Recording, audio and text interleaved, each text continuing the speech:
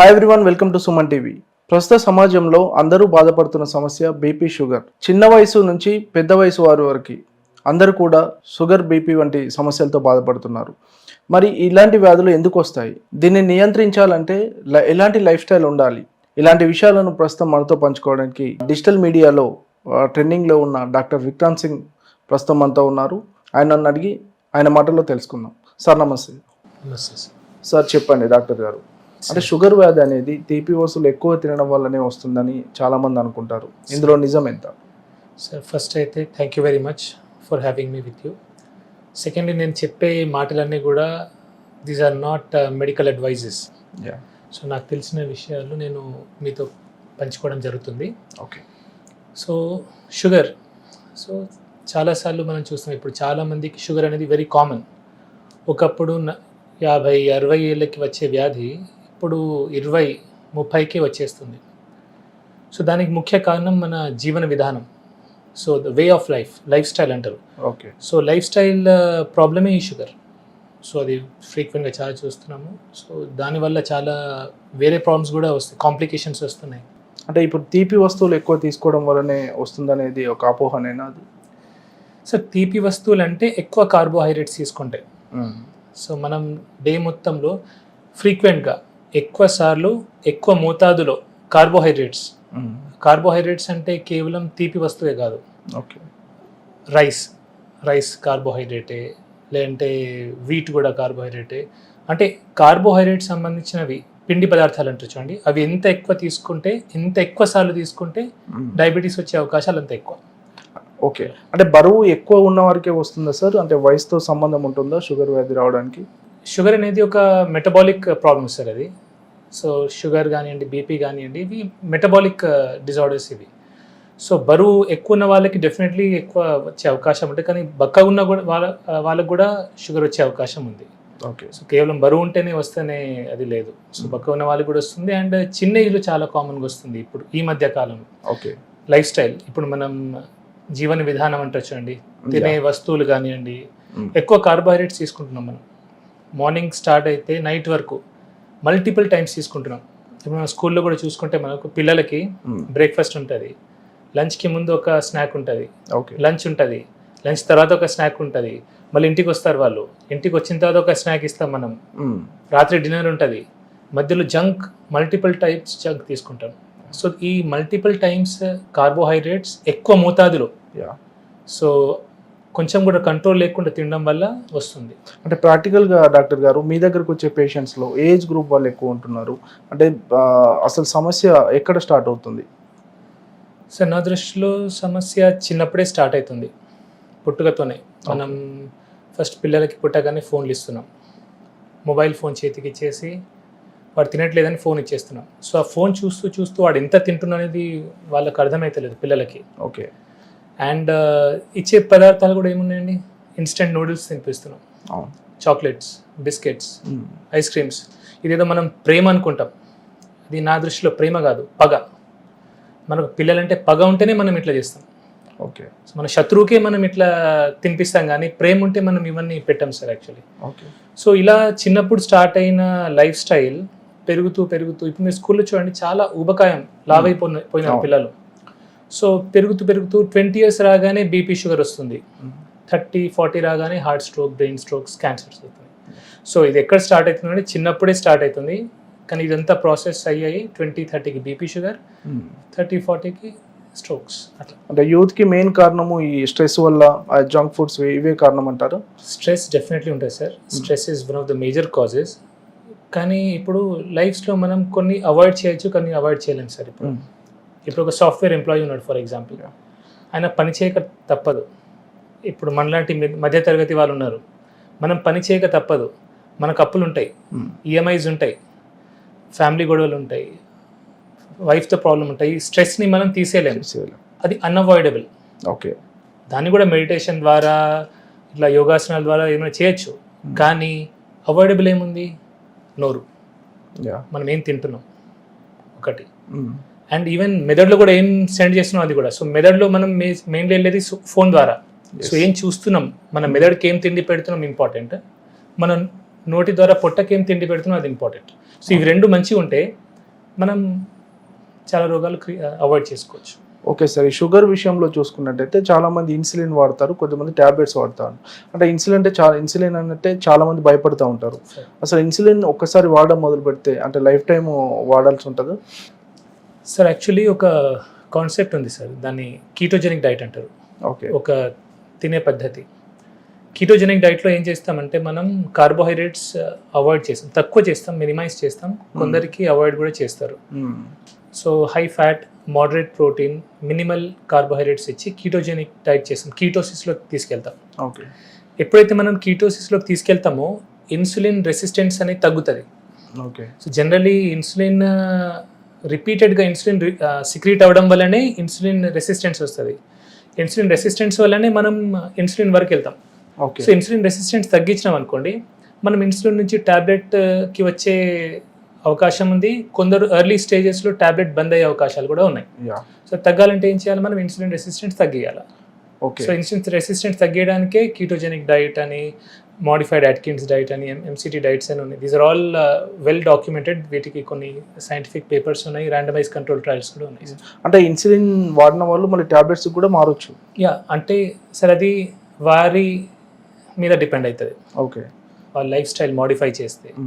కేవలం డైట్ ఒకటే అని చెప్పాను, వాళ్ళు డైట్ చేయాలా, ఎక్సర్సైజ్ చేయాలా, ఓకే, స్ట్రెస్ని తగ్గించే ప్రయత్నం చేయాలి, ఓవరాల్ లైఫ్ స్టైల్ని మార్చితే ఆ ఇన్సులిన్ నుంచి ట్యాబ్లెట్ వచ్చిన సందర్భాలు ఉన్నాయి. ఓకే సార్, అంటే ఒకవేళ లైఫ్ స్టైల్ మారిస్తే, వాళ్ళ జీవన విధానం మార్చుకుంటే కనుక అంటే షుగర్ని పూర్తిగా కంట్రోల్ చేయవచ్చా? యా, ఎర్లీ స్టేజెస్లో నేను చూశాను సార్, నా దగ్గర కొందరు పేషెంట్స్ ఉన్నారు, ఎర్లీ స్టేజెస్లో అది రివర్సల్ కూడా అయింది. Yeah. So it is life style problem actually. So social మీడియాలో మనం తరచుగా వింటుంటాం డయాబెటీస్ రివర్సల్ అని, అంటే అది చేయొచ్చు అంటారా సార్? రివర్సల్ అయ్యే ఛాన్స్ పాసిబుల్ ఉంది, కానీ ఒకటే, ఇప్పుడు నేను చెప్పాను కదా అని అందరూ కీటోజెనిక్ డైట్ చేయడం వల్ల స్టార్ట్ చేయకూడదు. Okay. It is to be done under A medical supervision. ఒక డాక్టర్, మీ డాక్టర్ ఎవరైతే ఉంటారో మీ డాక్టర్ యొక్క సూపర్విజన్లోనే మీరు చేసుకోవాలా. ఇప్పుడు నేను కాదు, ఏ సోషల్ మీడియా ఇన్ఫ్లుయెన్సర్ చెప్పిండు కదా అని మీరు డైరెక్ట్లీ స్టార్ట్ చేయొద్దు ఇట్లాంటివి, బికాజ్ ప్రాబ్లమ్స్ వచ్చే అవకాశాలు ఉంటాయి. అండ్ డయాబెటీస్లో కూడా టైప్ 1, టైప్ 2 ఉంటుంది. సో టైప్ 2లో వెల్ డాక్యుమెంటెడ్ ఉంది ఇది. సో టైప్ 1 వాళ్ళు కూడా సడన్గా స్టార్ట్ చేయకూడదు. సో టైప్ 2 వాళ్ళు మీ డాక్టర్ యొక్క సూపర్విజన్లో, పర్యవేక్షణలో ఇట్లాంటివి ట్రై చేయొచ్చు. అంటే ఎర్లీ స్టేజెస్లో సార్ ఇది ఎలా గుర్తించవచ్చు? ఒకవేళ గుర్తిస్తే వెంటనే ఎలా చెకప్ చేయించుకోవాలి? సార్ ఎర్లీ స్టేజెస్లో అంటే సిమ్టమ్స్ ఉంటాయి సార్, ఎక్కువ ఆకలి కావడము, దాహం కావడము, కొందరికి తిమ్మిర్లు రావడము, కొందరికి వెయిట్ లాస్ కావడము, multiple ways how you can. So but ఇప్పుడైతే లక్కీలీ స్క్రీనింగ్ చాలా ఎర్లీగా అయిపోతుంది, బ్లడ్ టెస్ట్లు చాలా ఫ్రీక్వెంట్గా చేయించుకుంటున్నారు. ఒకప్పుడు లేట్ అయ్యేది, ఇప్పుడు ఎర్లీ స్టేజ్లో టెస్ట్ జరుగుతున్నాయి కాబట్టి ఎర్లీగా తెలిసిపోతుంది. అంటే ఇప్పుడు మనం ఎర్లీగా సార్ మనము షుగర్ కన్ఫర్మ్ అయిన తర్వాత ఫస్ట్ నుంచి కూడా మెడిసిన్స్ వాడుతూనే ఉండాలా? అంటే సార్ అదే చెప్తున్నా కదా sir, if diet life style modify చేసుకుంటే ఎర్లీ స్టేజెస్లో మనం అవాయిడ్ చేయొచ్చు, డిపెండింగ్ ఆన్ మీరు మీ సిచ్యువేషన్ ఎట్లుంది. అది చాలా మంది ఉంటారు వాళ్ళు డైట్ చేయలేరు. నా దగ్గర 2 రకాలుగా వస్తారు సార్, డైట్ చేయలేము సార్, నేను అసలు నాకు వీలు కాదు, మాకు వండడానికి ఎవరు లేరు, నాకు తినకుండా ఉండలేను, అన్నం తినకుండా ఉండలేము, వారు ఖచ్చితంగా టాబ్లెట్ వేసుకోవాల్సిందే, వేరే మార్గం లేదు. కానీ కొందరు ఏంటంటే సార్ నేను ఏమైనా కానీ సార్ నేను టాబ్లెట్ వేసుకోను, నా లైఫ్ ఎండ్ అయిపోతుంది అంటే కొందరు పేషెంట్స్ ఉంటారు, నా లైఫ్ ఎండ్ అయిపోయిందా సార్, నేను ఇప్పుడే షుగర్ టాబ్లెట్ వేసుకోవాలా అని అంటారు. నేను వాళ్ళకి సజెస్ట్ చేస్తాను. సో నేను ఎప్పుడు కూడా నా దగ్గర వచ్చే పేషెంట్స్కి మార్గాలు చూపిస్తాను సార్. సో దే షుడ్, వాళ్ళకి ఒక ఇన్ఫర్మేషన్ ఇస్తాను. అంటే తక్కువ మందులు రాసి మీరు ఎక్కువ లైఫ్ స్టైల్ చేస్తారని విన్నాము. అది ఎంతవరకు సక్సెస్ అవుతుంది సార్? డెఫినెట్లీ సార్, చాలా వరకు బెనిఫిట్ అవుతుంది.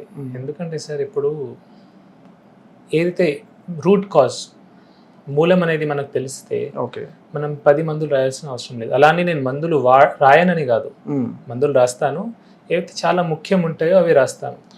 ఎక్సెస్ పిల్ బర్డన్ ఇయ్యను నేను పేషెంట్ మీద, ఎక్కువ టాబ్లెట్స్ వేసేసి 10 గోళీలు అట్లాంటిది నేను 1, 2, 3 అయితే మేజర్ కాజ్ రూట్కి ఉంటాయో. సపోజ్ షుగర్ పేషెంట్ ఉన్నారు, ఇప్పుడు ఇంతకుముందు చెప్పినట్టుగా షుగర్ పేషెంట్ టాబ్లెట్ డైట్ చేయలేనంటే షుగర్ టాబ్లెట్ ఒకటి ఇస్తాను. అండ్ కొందరు heart patient, brain stroke patients ఉంటారు, వాళ్ళకి ఆస్పిరిన్, యాంటీప్లేటెట్స్ అట్లాంటివి ఇస్తాను. ఓకే. అంటే ఇప్పుడు డయాబెటిక్ పేషెంట్స్ రోజువారీ జీవితంలో 3 ఖచ్చితంగా పాటించాల్సిన సూత్రాలు ఏమున్నాయంటే? 3 ఖచ్చితంగా పాటించాల్సిన సూత్రాలు సార్. ఒకటి exercise. First very important thing is exercise. ఖచ్చితంగా ఎక్సర్సైజ్ చేయాలా.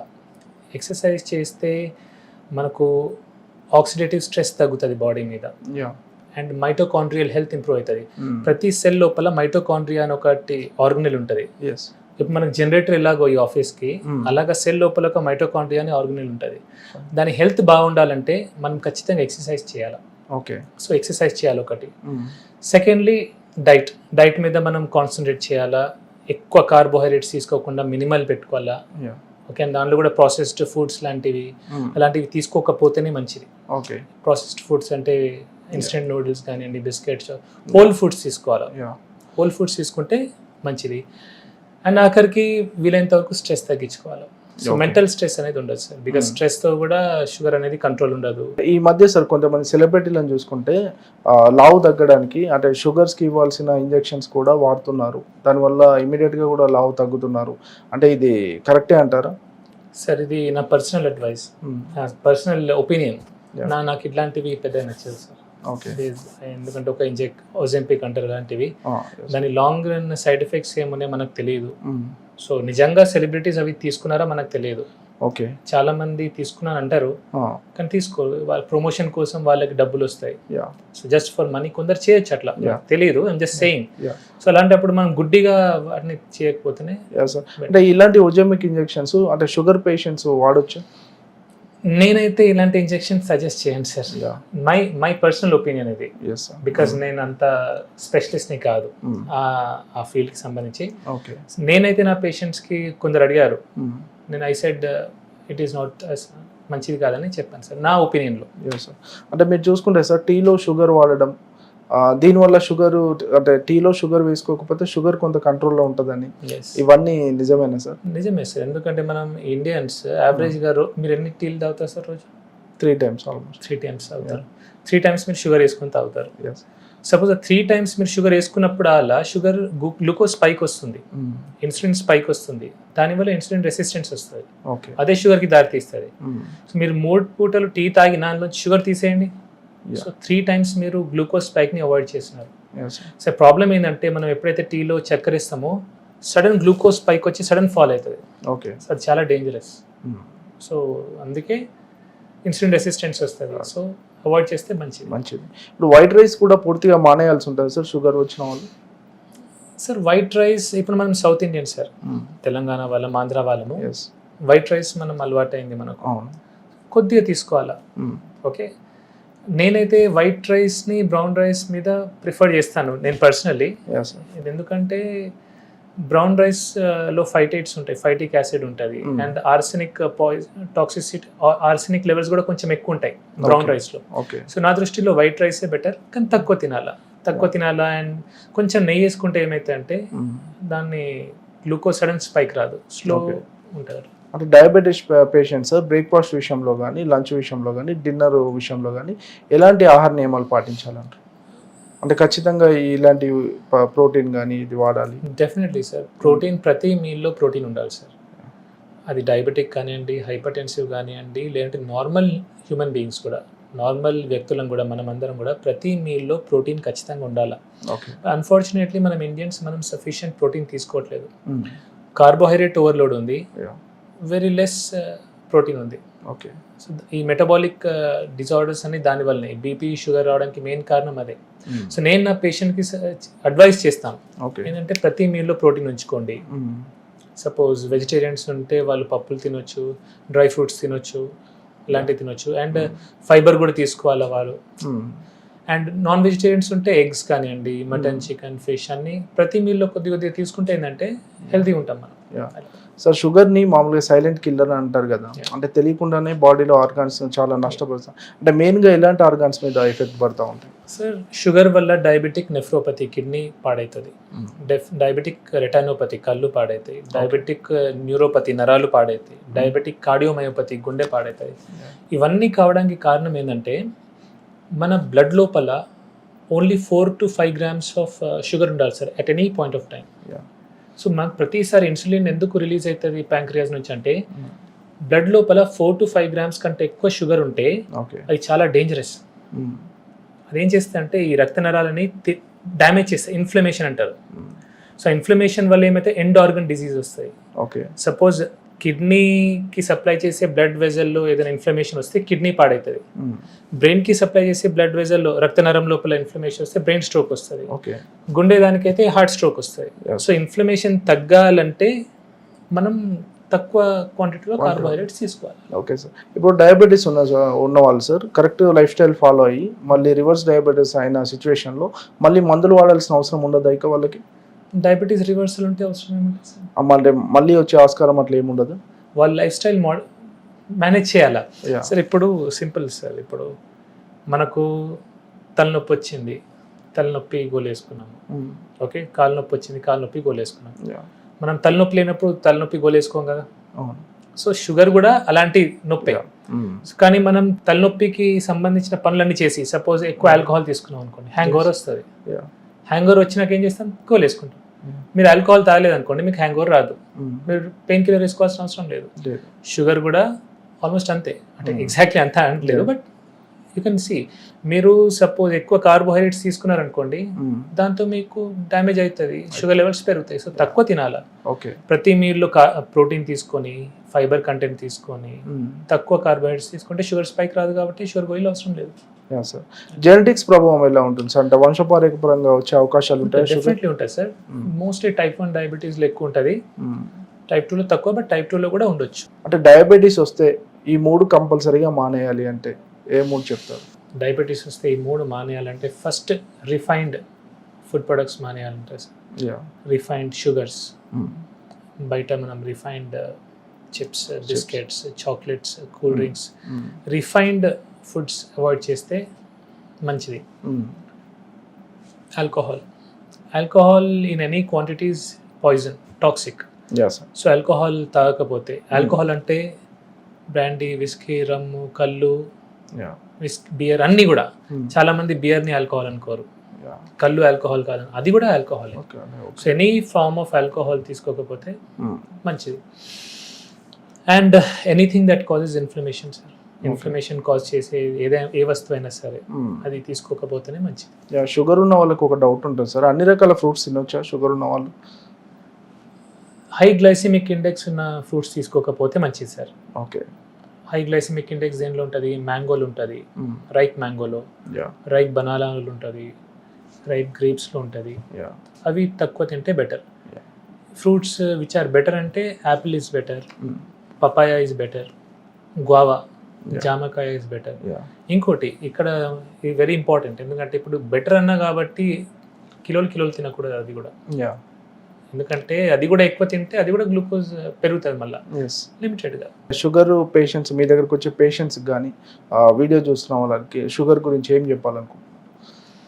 మీకు షుగర్ ఉంది, టైప్ 1 డయాబెటీస్ గురించి చెప్పాను, కానీ టైప్ 2 డయాబెటీస్ వారు మీకు షుగర్ ఉందంటే అది మీ చేతిలో ఉంది అది.